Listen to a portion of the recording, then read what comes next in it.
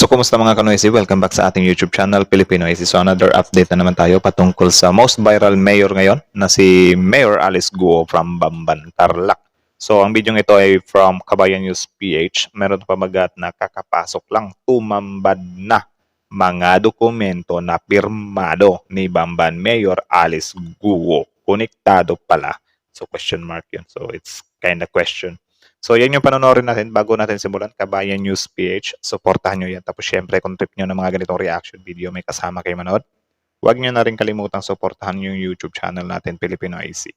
So, hindi na natin ito patatagalin pa. Baka agawin pa ng China. Again, ang title ng video ito, kakapasok lang, tumambad na mga dokumento na pirmado ni ni Bamban, Mayor Alice Guo, konektado pala. So, yun, ano kaya yan, men?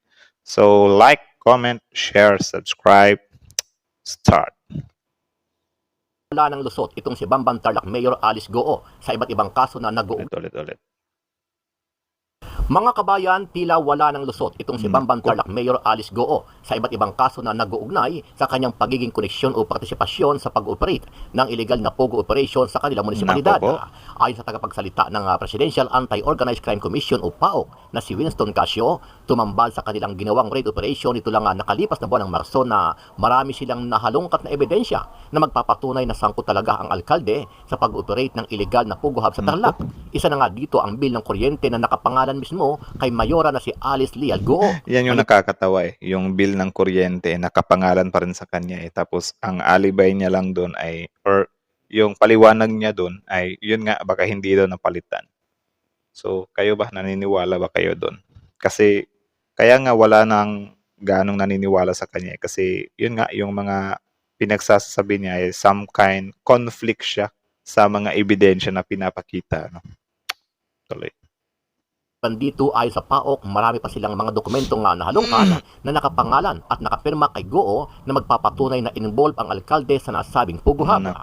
Medyo nabigla kami nung nakatanggap kami ng mga disconnection notices galing doon sa Tarelco 2, nakapangalan kay Mayor Alice Leal Guo, Bamban Bakit Tarlac. kaya? So doon kami nagsimulang maghalukay ng mga ebidensya na meron nga po siyang involvement dito sa naturang raided na pogo ito. Sa pag-ahalukay namin, napakarami namin nakitang dokumento.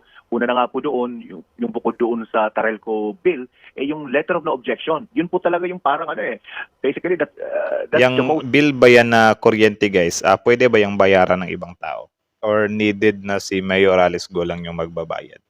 Kasi halimbawa ganyan, kung sabihin niya na na di lang napalitan yung pangalan, bali every time, or halimbawa, may ibang tao na nagbabayad dyan. Bali every time na magbabayad yung taong yun, di ba monthly yung kuryente? So every month niya rin yung makikita na, uy, kay Mayor Alice Guo pa pala to nakapangalan tong bill namin. Kasi kung magbabayad ako ng bill kay nakapangalan kay Mayor Alice Guo, di ba? Sasabihin niyang ganun. So, kung sasabihin mo naman na hindi napalitan, grabe, ang tagal namang hindi pinalitan, Ang gulo. Ewan. Daming piece of documentary evidence kasi talagang siya sa kanya nakapangalan yung application for the letter of no objection doon sa naunang raid ng Hongsheng Gaming Corporation. Dahil dito nakahandang magsampa ng kasong tax evasion ang PAOK dito kay Mayor Alice Guo. Maliban pa sa mga kasong isinampa ng DILG sa Ombudsman kung saan ay sinuspindi ng ahensya si Mayor Alice Guo ng 6 na buwan kasama ang dalawa pa niyang mga opisyal. Grabe, Ayon sa PAOK, ang sinasabing paglabag sa securities law ay bunsod ng napaulat na koneksyon ng alkalde sa kumpanyang Hongsheng Gaming Technology Incorporated na illegal na pag-ooperate. Kinukwento pa nila ang involved na Tuloy. halaga, ngunit naniniwala ang ahensya na malaki ito base na rin sa maluhong lifestyle umano ni Mayor Guo. Yun din. Samantala, sinibak na din sa pwesto ang 49 na tauhan ng PNP, kabilang ang 2 opisyal nito na di umano ay sangkot sa pag-operate at pagiging partisipasyon. Grabe, no? Mga opisyal ng PNP na dawit sa pogo operation, sinibak na rin. Kasi nakitaan din siguro sila na connected sila eh. Actually, 49, I think 49 yung nakita ko na balita. 49 pulis yung sinibak. So baka itong mga pulis na to, sila yung pinaghihinalaan na protector ng pogo. Yan ba yun? Sorry. ng mga ito sa ginawang operasyon ng Pogo Hub sa Bamban Tarlac. Ayon kay spokesperson Jean Fajardo ng PNP, agad na gumawa sila ng aksyon dahil sa pagkakasangkot ng kanilang mga tauhan dahil sa mga Nako. malalaking kapabayaan sa kanilang mga tungkulin. Pag ganyang may malalaking krimen sa isang lugar, may mga illegal activities na nangyayari and yet hindi gumaganap sa kanilang mga tungkulin ang ating mga kapulisan. So ang tinitingnan natin yan yung possible negligence at kapabayaan doon sa kanilang trabaho. Nako. Dagdag pa ni Fajardo na agad Kaya na nga sa warning na rin ito sa mga kapulisan natin na sana'y wag niyong pasukin yung mga ganitong mga masasamang gawain. If ever na may offer sa inyo ng mga malalaking pera, wag kayong magpapasilaw kasi bandang huli kapag kaalingasaw yan, wala na lang. Mapapaiyak na lang kayo na mawala yung pinaghirapan nyo, di ba? Yung pinag-aralan nyo ng mahigit 4 na taon, 'di ba? Para lang makapunta or maging pulis kayo tapos wala lang. Mawawala yan. Ang masaklap pa diyan, baka makulong ka pa. 'Di ba?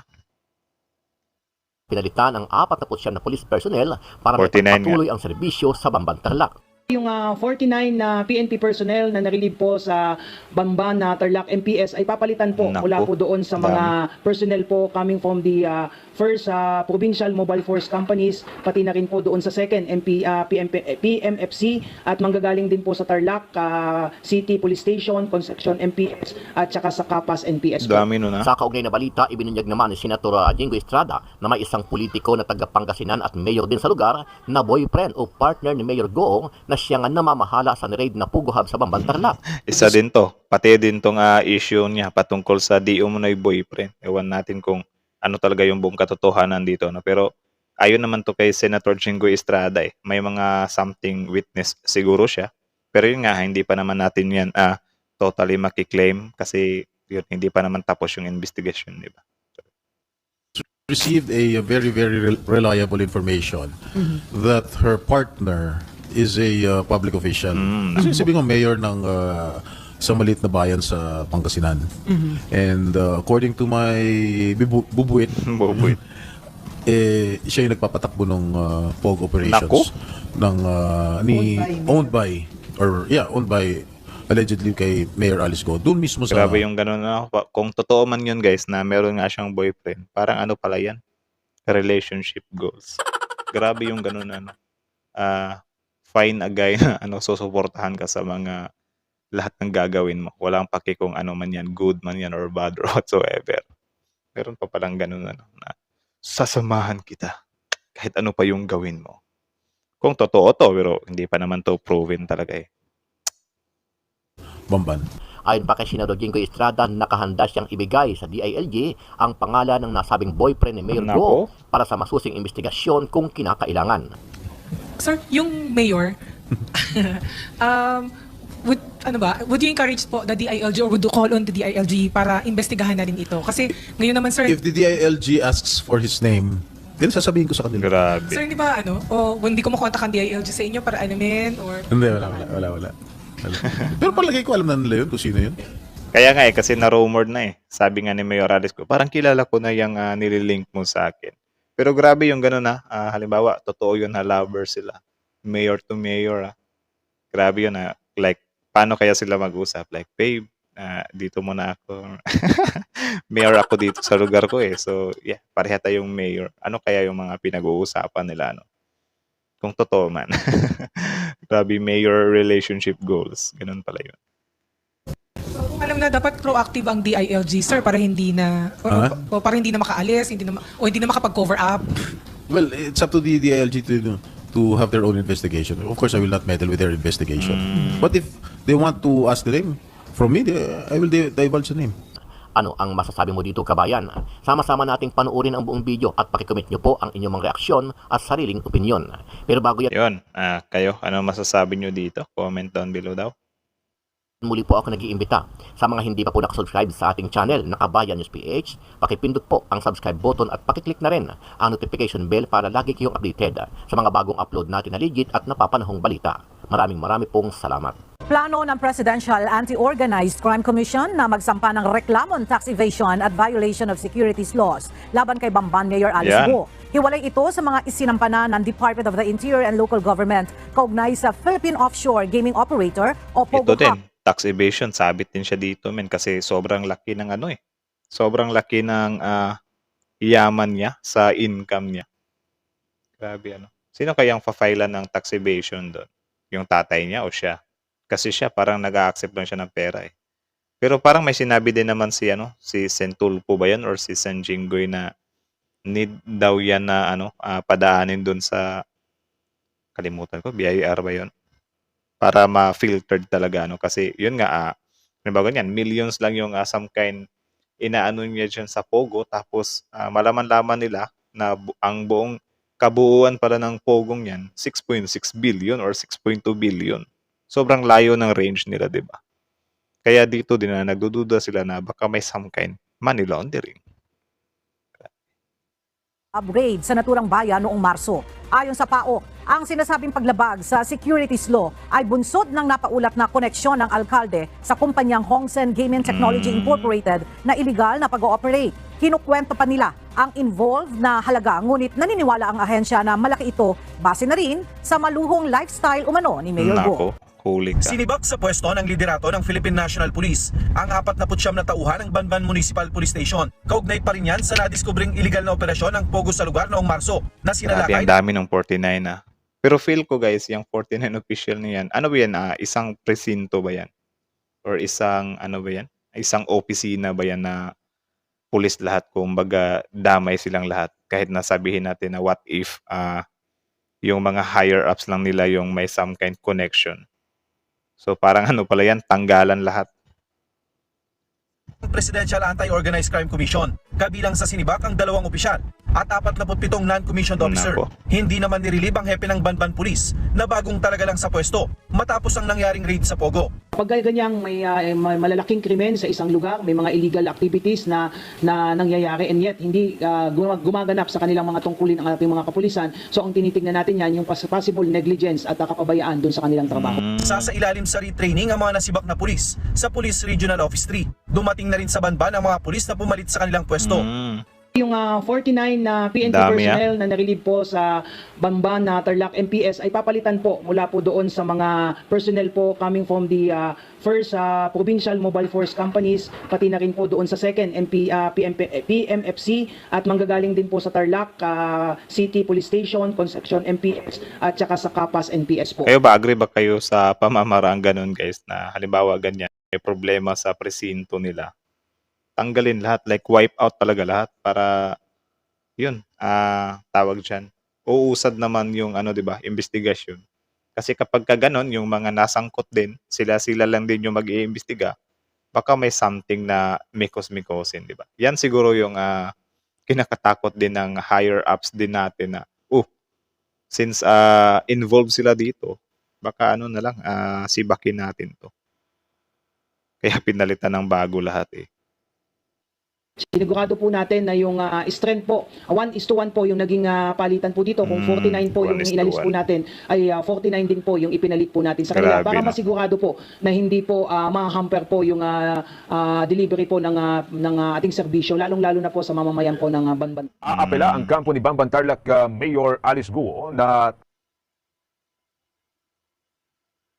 So yun lang naman muna from ano yun, Kabayan News PH. So supportahan nyo yan guys. So panoorin nyo yung full video sa link description box below. Nandyan yung ano. Tapos yun, courtesy din tayo sa ano, Senate of the Philippines at sa mga nag-iimbestiga dito. Ano. So shout outs to them. Ano talaga nila ito, pinagtuunan talaga nila ito ng pansin ano kasi syempre alarming nga naman na related or connected siya sa ano natin, national security, di ba? So kudos to them, yung mga senador din natin sobrang nakaka-amaze yung mga ano nila, tawag dyan, yung dedication nila sa kasong ito or sa isyung ito. Ano. So yun, kita nyo naman yun, di ba? Yung 49 police, anong masasabi nyo dun? Do you think that's a brilliant move na i-wipe out talaga lahat? Like grabe yun di biro yun 49 police. Winipe out, pinalitan ng bago. So sana mapanagot talaga yung may sala talaga kasi kayo ba, do you think yung 49 na police na yun involved talaga lahat yun? 'Di ba? Kung involved lahat ay di, dapat managot silang lahat. Pero kung meron namang hindi at merong involved, sana yung involved lang din yung ano, 'di ba, mapaparusahan kasi kawawa naman yung nagtatrabaho ng marangal, 'di ba? So, yun, I think ano din 'to magandang warning na din 'to sa mga kapulisan natin na mga mahilig gumawa ng mga kasamaan. Though hindi natin nilalahat ngayon kasi hindi naman lahat ng pulis ay loko-loko, ano. Meron pa rin naman talagang mabubuti at sobrang tapat sila sa serbisyo or tapat sila sa trabaho nila, 'di ba? So shout outs to them. So sa mga loko-loko naman ay di mabulok kayo diyan sa kulungan at sana ipagbayaran niyo yung mga kasalanan niyo, 'di ba? Naturingan pa kayong pulis tapos kayo pa yung nangunguna sa mga kalokohan.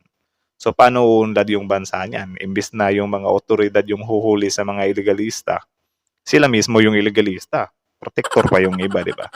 So sana naman ayusin nila yung mga trabaho nila. So doon talaga sa kuryente thing. Up until now talaga napapaisip ako ba na grabe yun Imposible naman sigurong hindi talaga mapalitan yun. Bakit kaya hindi napalitan yun?